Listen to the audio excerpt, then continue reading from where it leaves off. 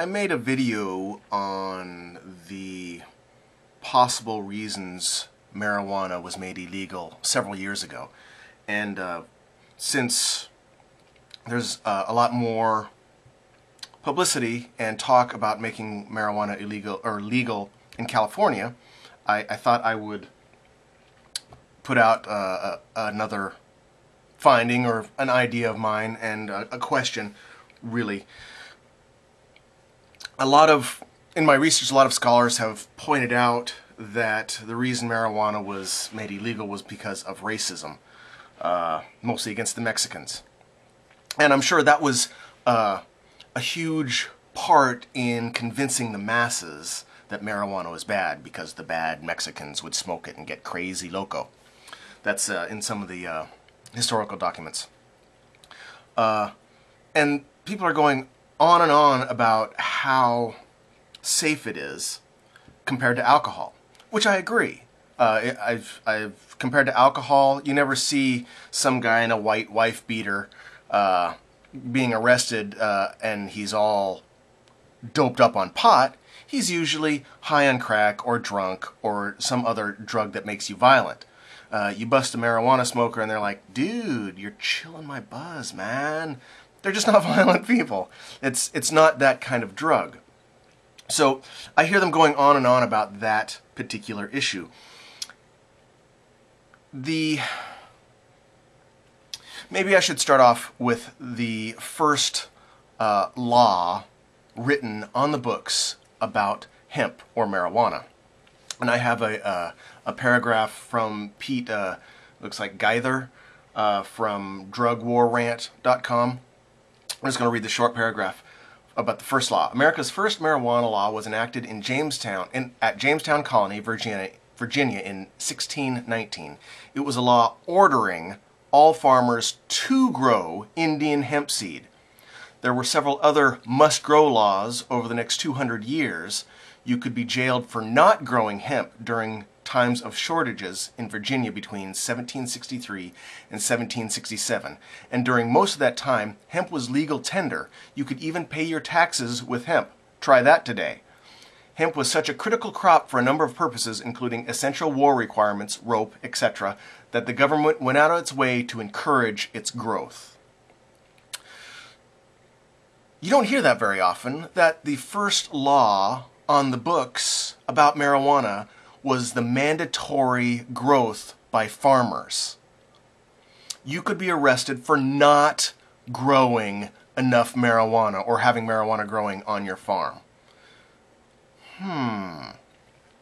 Now, the whole prohibition of alcohol and the police needing something to take its place for revenue aside, the reason that I find most probable and behind a lot of the insidious dark room, behind closed doors dealings to make this illegal was fuel, the oil company. I haven't found a lot of sources. I found a few here and there actually directly referencing who lobbyists were and who was paying who, because that kind of stuff doesn't get recorded very often.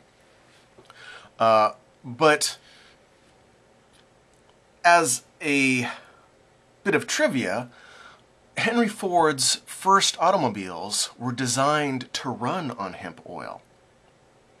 And then shortly after that, the oil was found in Texas, and then, of course, Middle East oil and all that fun fiasco. And then the engines were changed after that, for some reason.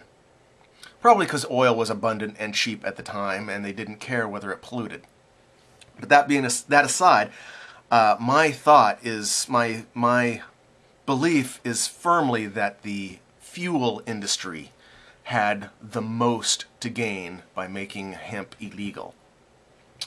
There was several articles pointing to that. Nothing current or nothing concrete, so I'm not going to really give a reference to that. 2 seconds on Google will show a lot of inferences to that idea.